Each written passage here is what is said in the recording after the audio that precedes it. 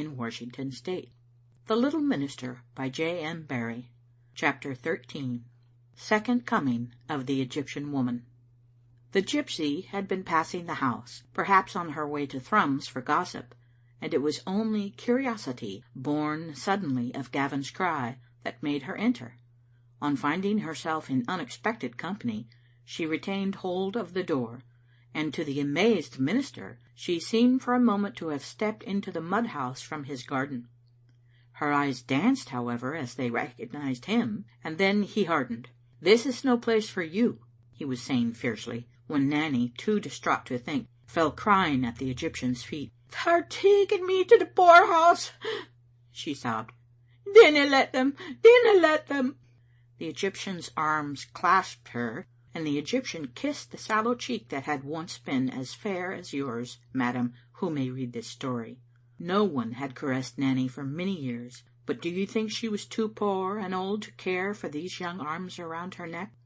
There are those who say that women cannot love each other, but it is not true.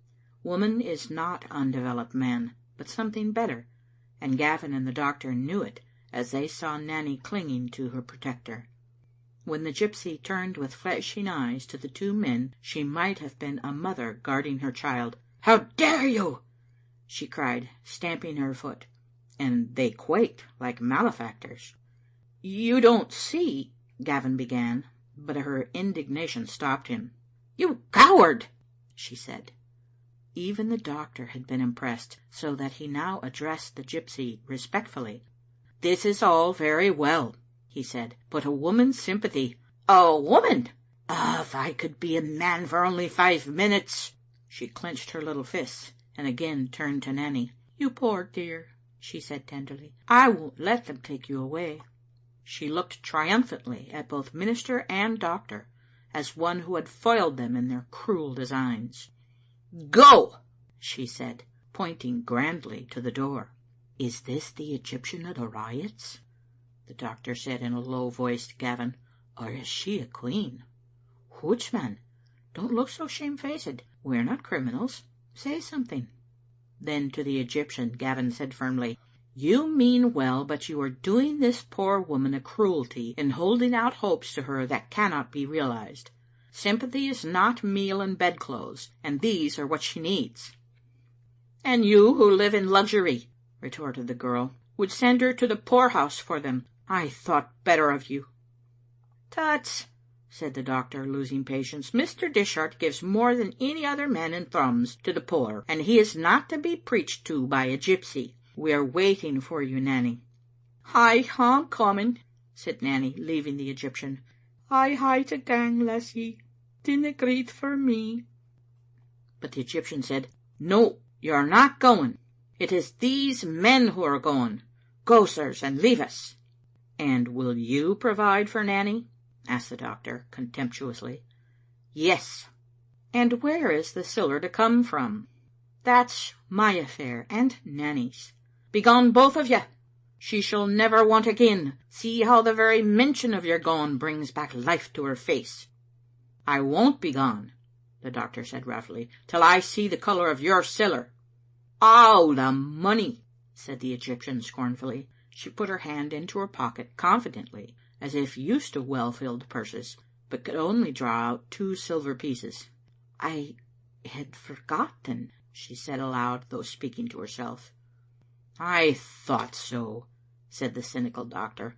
"Come, Nanny." "You presume to doubt me?" the Egyptian said, blocking his way to the door. "How could I presume to believe you?" he answered. "You are a beggar by profession, and yet talk as if— Pooh! Nonsense."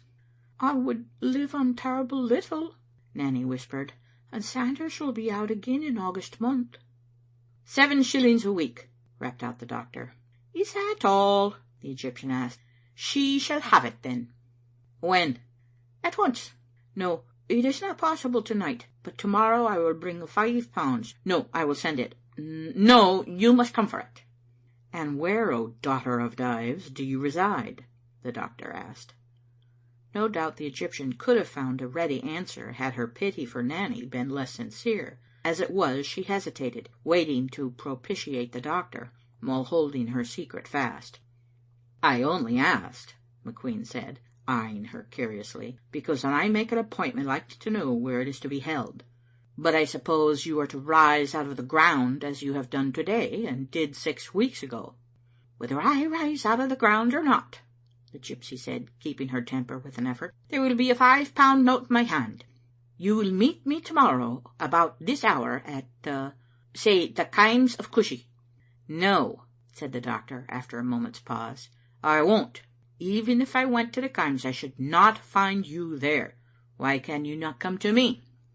Why do you carry a woman's hair, replied the Egyptian, in that locket on your chain? Whether she was speaking of what she knew, or this was only a chance shot, I cannot tell, but the doctor stepped back from her hastily, and could not help looking down at the locket. Yes, said the Egyptian, calmly, it is still shut, but why do you sometimes open it at nights? Lassie, the old doctor cried, are you a witch? Perhaps, she said, but I ask for no answer to my questions. If you have your secrets, why may I not have mine?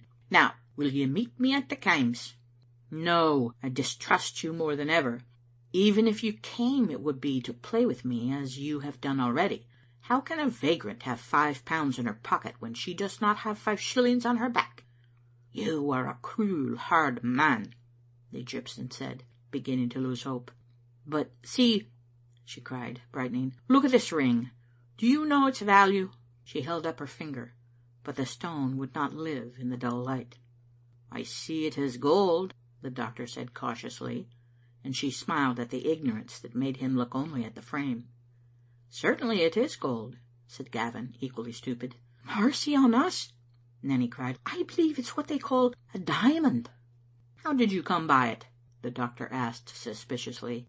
I thought we had agreed not to ask each other questions, the Egyptian answered dryly. But see, I will give it to you to hold in hostage. If I am not at the Chimes to get it back, you can keep it. The doctor took the ring in his hand and examined it curiously. There is a quirk in this, he said at last, that I don't like. Take back your ring, lassie. Mr. Dishart, give Nanny your arm, and I'll carry her box to the machine. Now, all this time Gavin had been in the dire distress of a man possessed of 2 minds, of which one said, This is a true woman, and the other, Remember the 17th of October. They were at war within him, and he knew that he must take a side. Yet no sooner had he cast one out than he invited it back. He did not answer the doctor. Unless, McQueen said, nettled by his hesitation, you trust this woman's word. Gavin tried honestly to weigh those 2 minds against each other, but could not prevent impulse jumping into one of the scales. You do trust me, said the Egyptian, with wet eyes, and now that he looked on her again. Yes, he said firmly, I trust you. And the words that had been so difficult to say were the right words. He had no more doubt of it. Just think a moment first, the doctor warned him. I decline to have anything to do with this matter. You will go to the Chimes for the siller? If it is necessary, said Gavin. It is necessary, the Egyptian said. Then I will go. Nanny took his hand timidly, and would have kissed it had he been less than a minister. You dare not, man, the doctor said gruffly. Make an appointment with this gypsy. Think of what will be said in Thrums. I honour Gavin for the way in which he took this warning. For him, who was watched from the rising of his congregation to their lying down, whose every movement was expected to be a text to Thrums, it was no small thing that he had promised. This he knew, but he only reddened because the doctor had implied an offensive thing in a woman's presence. You forget yourself, doctor, he said sharply. Send someone in your place, advised the doctor, who liked the little minister. He must come himself and alone, said the Egyptian. You must both give me your promise not to mention who is Nanny's friend, and she must promise too. Well, said the doctor, buttoning up his coat, I cannot keep my horse freezing any longer. Remember, Mr. Dishart, you take the sole responsibility of this. I do, said Gavin, and with the utmost confidence. Give him the ring then, lassie, said McQueen. She handed the minister the ring, but he would not take it. I have your word, he said. That is sufficient. Then the Egyptian gave him the first look that he could think of afterwards, without misgivings. So be it, said the doctor. Get the money, and I will say nothing about it, unless I have reason to think that it has been dishonestly come by. Don't look so frightened at me, Nanny. I hope for your sake that her stocking foot is full of gold. Surely it's worth risking, Nanny said, not very brightly, when the minister's on her side. Aye, but on whose side, Nanny? Asked the doctor. Lassie, I bear you no grudge. Will you not tell me who you are? Only a poor gypsy, your honour, said the girl, becoming mischievous now that she had gained her point. Only a wandering Holland shaker. And will I tell you your fortune, my pretty gentleman? No, you shan't, replied the doctor, plunging his hands so hastily into his pockets that Gavin laughed. I don't need to look at your hand, said the gypsy. I can read your fortune in your face.